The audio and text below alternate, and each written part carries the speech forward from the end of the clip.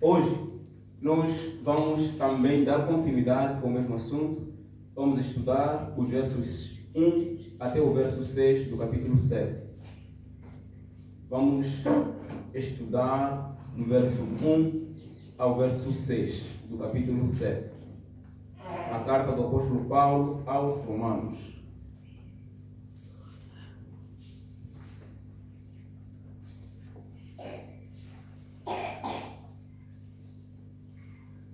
O assunto deste verso, desse trecho que nós vamos estudar, se resume na seguinte afirmação: nós fomos salvos para relacionamento com Cristo.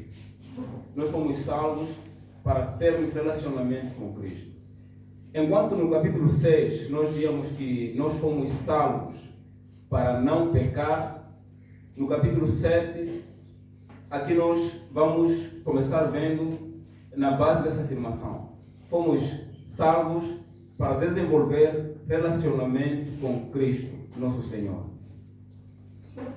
Lê-se assim: não sabeis vós, irmãos, pois que falo aos que sabem a lei, que a lei tem domínio sobre o homem por todo o tempo que vive, porque a mulher está sujeita ao marido enquanto ele viver. Está ligada pela lei, mas morto o marido, está livre da lei do marido. De sorte que, vivendo o marido, será chamada adúltera se for do outro marido. Mas morto o marido, livre está da lei, e assim não será adúltera se for do outro marido.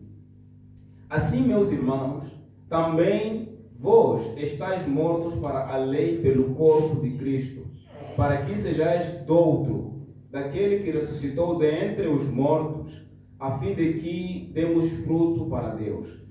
Porque quando estávamos na carne, as paixões dos pecados, que são pela lei, operavam em nossos membros para darem fruto para a morte.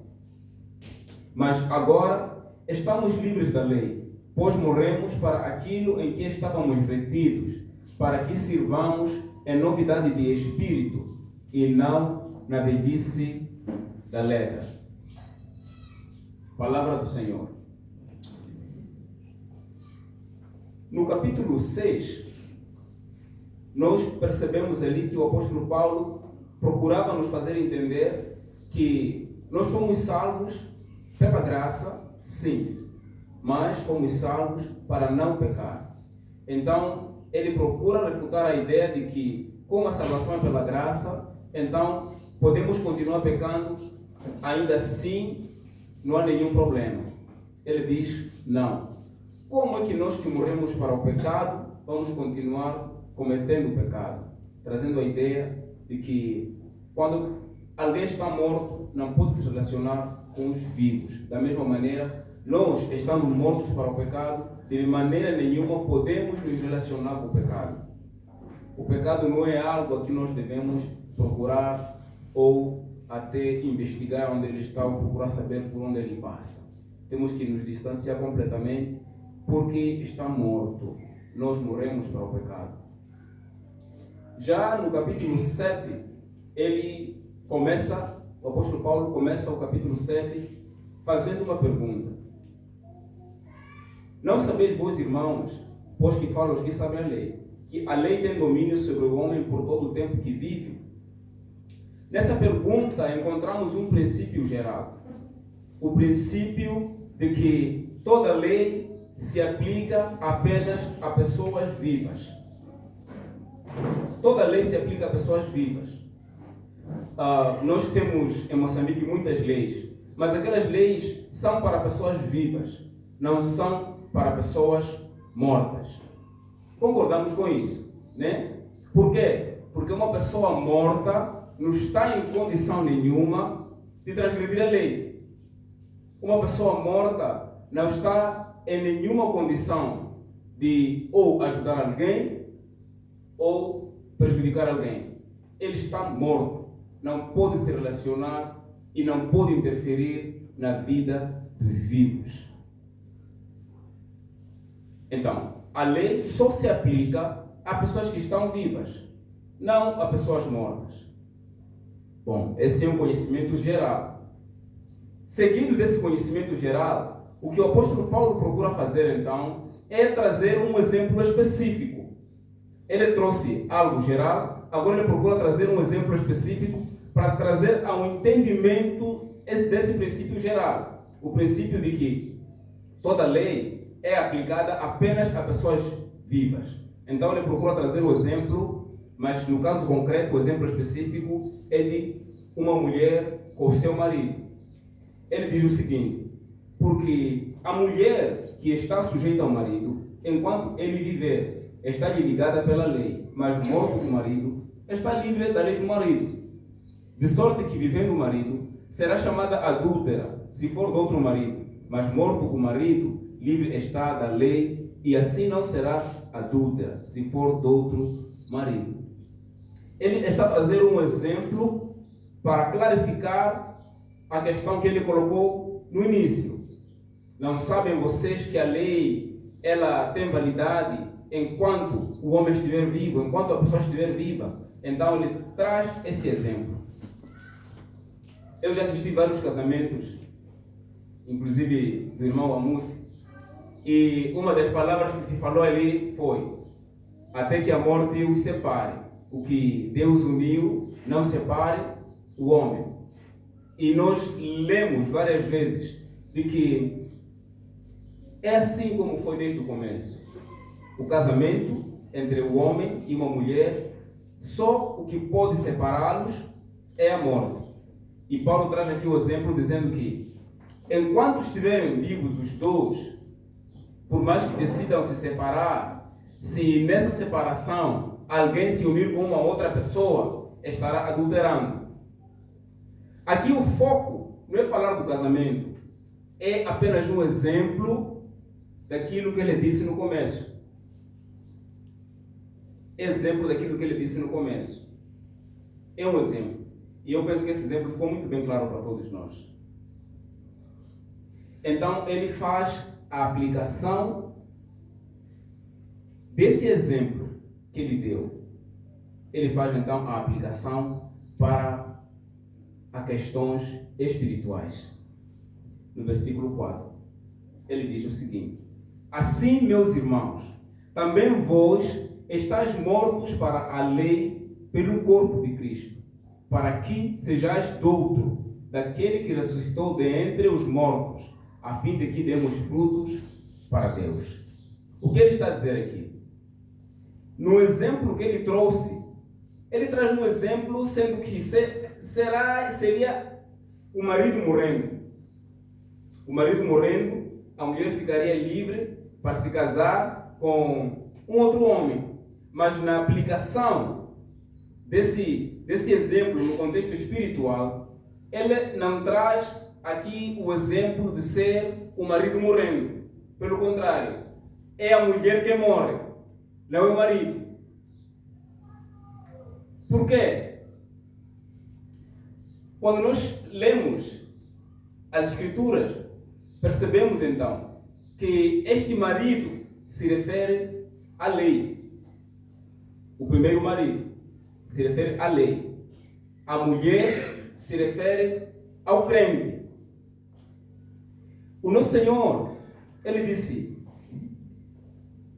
pode passar o céu e a terra, mas minhas palavras nunca passarão.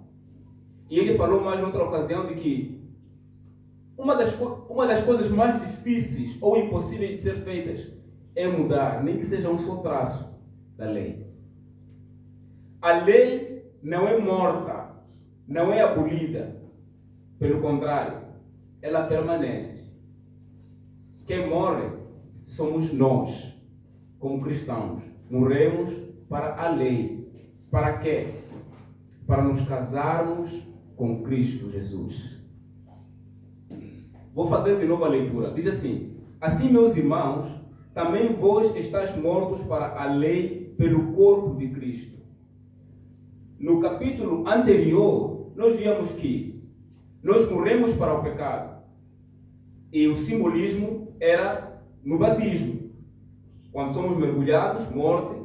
Quando saímos da água, ressurreição. Morremos e ressuscitamos com Cristo para uma nova vida. Então, ele está a dizer o seguinte: naquele ato em que nós somos mergulhados, há mesmo o exemplo que nós morremos para o pecado, também morremos para a lei. Por quê? Porque nos versículos 5, no versículo 6, ele traz claramente a ideia de que o pecado traz ao conhecimento, aliás, a lei traz o conhecimento do pecado. E com o conhecimento do pecado vem o peso da consciência e a condenação. Ou seja, a lei fortalece o pecado. A lei faz você procurar se distanciar de Deus, faz você se ver digno de morte, faz você ver como alguém que realmente está transgredindo, a ofender a Deus com toda a sua forma de vida. É o que a lei procura fazer. Ou seja, a nossa carne, ela está ligada com a lei. O que estou querendo dizer é que o esforço de obedecer à lei, pessoalmente, é um esforço da carne. É um esforço da carne. E a carne não tem nenhuma capacidade de obedecer à lei. É por isso que ele traz essa ideia de que, morrendo para o pecado, também nós devemos morrer para a lei. Porque se nós morrermos para o pecado e permanecermos com a lei, nós vamos nos tornar legalistas. Vamos achar que é pelo cumprimento da lei que nós seremos salvos. Cristo se tornará inútil para nossas vidas. Então, o que é que nós temos que fazer? O que é que ele está a dizer que nós fomos feitos? Nós temos que morrer para a lei para podermos nos casar com Cristo. Lembram o exemplo de marido e mulher? Morremos com Cristo. Então a lei, nós estamos livres da lei. Né? Quando morremos com Cristo, então estamos livres da lei, porque a lei serve para pessoas vivas. Então, morremos para a lei. Mas quando nós ressuscitamos para Cristo. Ressuscitamos para um relacionamento com Cristo Jesus, nosso Senhor. Para darmos frutos para Deus. Versículo 5. Porque quando estávamos na carne, as paixões dos pecados, que são pela lei, operavam em nossos membros para darem fruto para a morte. Está a dizer, quando estávamos na carne, o apóstolo Paulo, nesse versículo, no versículo 5, ele procura trazer uma relação entre a carne e a lei. Estava a dizer, o esforço de cumprir a lei, sendo um esforço da carne, é impossível. Por isso que a morte se torna inevitável. Mas, no versículo 6, ele traz a implicação espiritual de agora nós nos tornarmos como que esposas de Cristo. Mas agora estamos livres da lei, pois morremos para aquilo em que estávamos retidos. Morremos para a lei. Porque morremos para a lei, estamos livres da lei. Assim como uma mulher morrendo fica livre da lei do marido. Para que sirvamos em novidade de espírito e não na velhice da letra.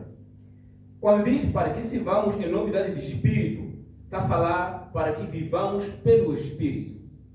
Quando ele vai trazer aquela ideia de não na velhice da letra, está a trazer a questão da lei escrita.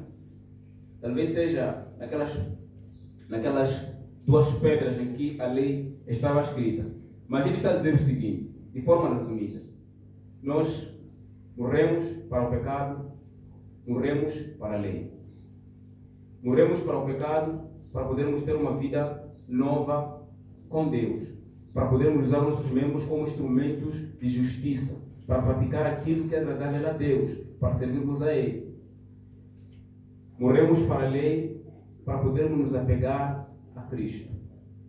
Morremos para a lei para podermos nos relacionarmos com Cristo e desenvolvermos unidade com Ele. Agora, vamos nos lembrar aqui do que estava a dizer antes. morremos para a lei, nos sujeitamos a Cristo. E Cristo Jesus, nosso Senhor, Ele cumpriu toda a lei por nós. De modo que, como está em Romanos 5, nós somos justificados. Vamos só voltar só um pouquinho. Somos justificados pela fé. Dessa maneira, então, nós temos paz com Deus por nosso Senhor Jesus Cristo, pelo qual também temos entrada pela fé a esta graça, na qual estamos firmes e nos gloriamos na esperança da glória de Deus.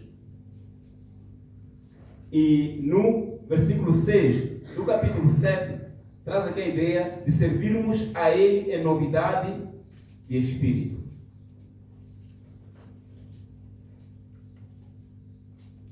Amados irmãos, quando nós morremos para o pecado, morremos para a lei, nos sujeitamos a Cristo, o que vai acontecer é que, pelo Espírito, nós seremos capacitados de modo a obedecermos à lei, sem constrangimentos da carne. Ou seja, essa novidade de vida pelo Espírito, olha o que diz pelo Espírito. É para o Espírito de Deus que Ele deposita no crente de capacitar a obedecer à lei. Agora nós entendemos por que no exemplo a lei não é morta. A lei não morreu. A lei continua de pé. Mas então, nós, através de Cristo, através do seu Espírito, nós somos capacitados de modo a obedecermos a Ele em novidade de vida. Quero voltar para o versículo 1, que diz: não sabeis vós, traz a ideia de conhecimento. Para que nós possamos viver em novidade de vida, nós precisamos ter clareza a respeito de vários assuntos que o Senhor procura nos ensinar. E isso nós vamos desenvolver através de um relacionamento pessoal com Ele, através de um momento de oração, um momento de leitura das Escrituras Sagradas, e com a intenção de podermos aplicar em nossa própria vida. Ou seja, a vida espiritual, a vida cristã, não é uma vida da carne. A vida cristã não é uma vida em que nós procuramos nos apegar a normas e leis, embora elas existam. A vida cristã é uma vida impossível com o esforço da carne. É por isso que todo o esforço da carne, e isso nós vamos ver mais adiante, depois, quando Paulo começa a falar a respeito das suas dificuldades de cumprir a lei, todo o esforço da carne em obedecer à lei é nulo quando nós não desenvolvermos intimidade e dependência com o Espírito Santo. É nulo. Talvez assim nós vamos entender o porquê o nosso Senhor Jesus disse: orem e vigiem para não cair em tentação. Ele não disse desenvolvam disciplinas, formas de como superar um pecado X. Ele não falou dessas coisas. Ele disse: orem e vigiem. Porque a capacidade de superar muitos males, muitas dificuldades, muitos pecados que ainda enroscam nossos pés, que procuram sempre se apegar a nós, a solução não está simplesmente no esforço pessoal, está na dependência dele. Nós fomos salvos para um relacionamento com Cristo Jesus. Ele é a pessoa com quem nós devemos nos relacionar e buscar desenvolver intimidade. É por isso que ele traz o exemplo do marido com a mulher. Eu vejo meu irmão com a esposa, são muito unidos, combinam muitas coisas juntos. É normal meu irmão ir trabalhar, ficar lá toda noite e não me informar, só informar a esposa. Mas senhor, onde é que está? A esposa sabe tudo, eu não sei. intimidade, comunhão. É isso que se requer, porque nós morremos para a lei. O problema de muitos de nós, principalmente na Igreja União Batista, é que nós deixamos de lado Cristo e começamos a olhar para normas e leis. E nunca conseguimos. Depois nós dissemos o quê? Tudo aquilo só são conversas. Quem consegue? Começamos a julgar fácil os que dizem que é possível. Por quê? Porque nós não nos apegamos a Cristo, nos apegamos a leis e normas. Elas existem, são boas, como Paulo vai dizer depois, de que a lei é boa, é espiritual, é perfeita, mas eu não sou. Quando nós nos apegamos a normas e começamos a querer seguir à risca, o que acontece? Deixamos de orar, deixamos de buscar ao Senhor, deixamos de desejar a Deus para um relacionamento profundo e pessoal com Ele, começamos a observar pecados, começamos a prestar atenção nos pecados que nós não estamos a conseguir vencer, começamos a prestar atenção nas leis que nós deveríamos cumprir, que não estamos a conseguir cumprir. Como consequência, o velho dilema da lei, começamos a procurar ficar um pouco mais distantes, porque parece ser uma coisa fora da realidade. Porque parece que aquilo que está escrito nas Escrituras é fora da realidade, é uma coisa impossível do homem poder viver e poder andar nele. Por quê? Porque nós não nos apegamos a Cristo, nos apegamos a normas e leis.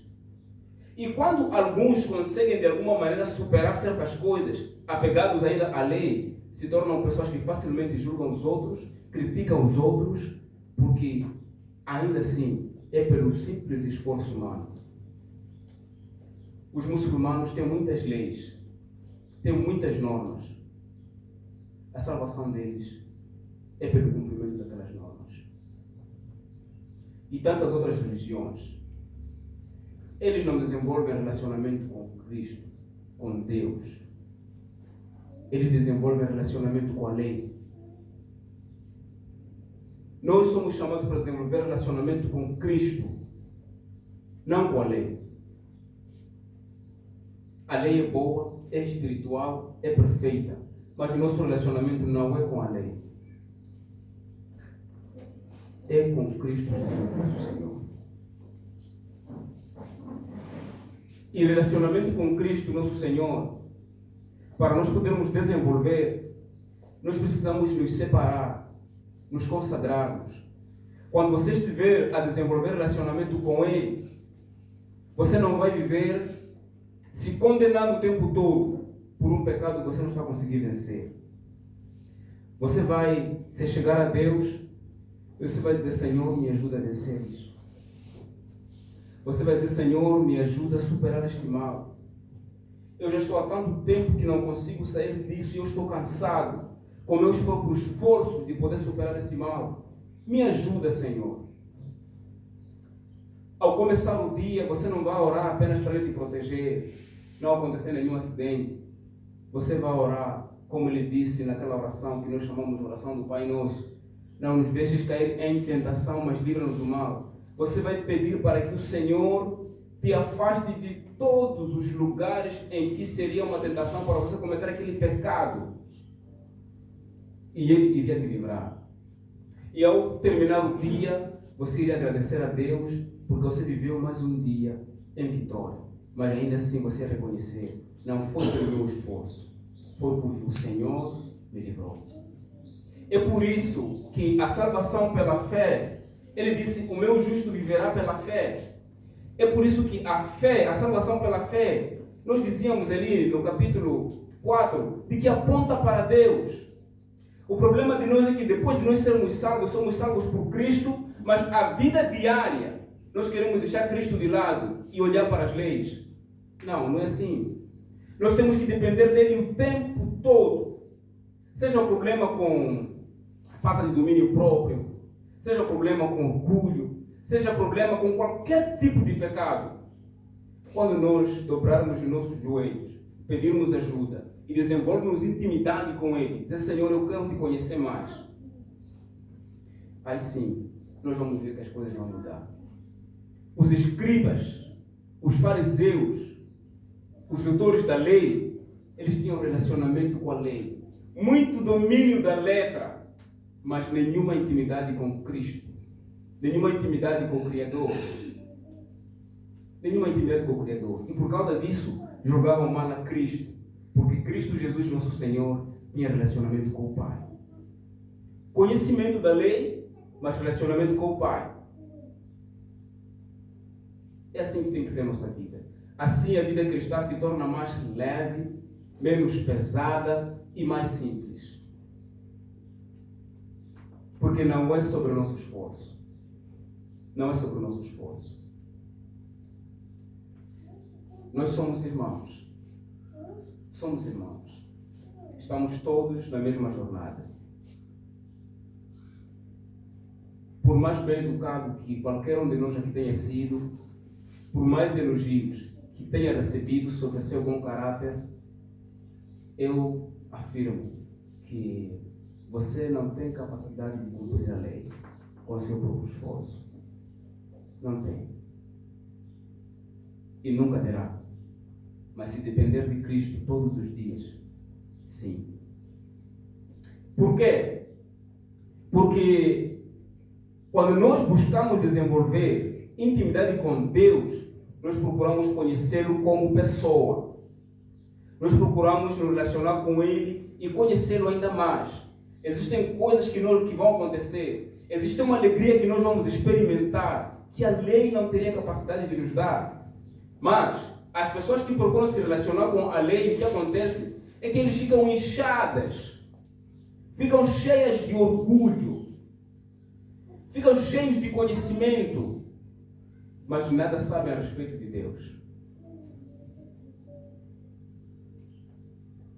Morremos para a lei, para nos relacionarmos com Cristo.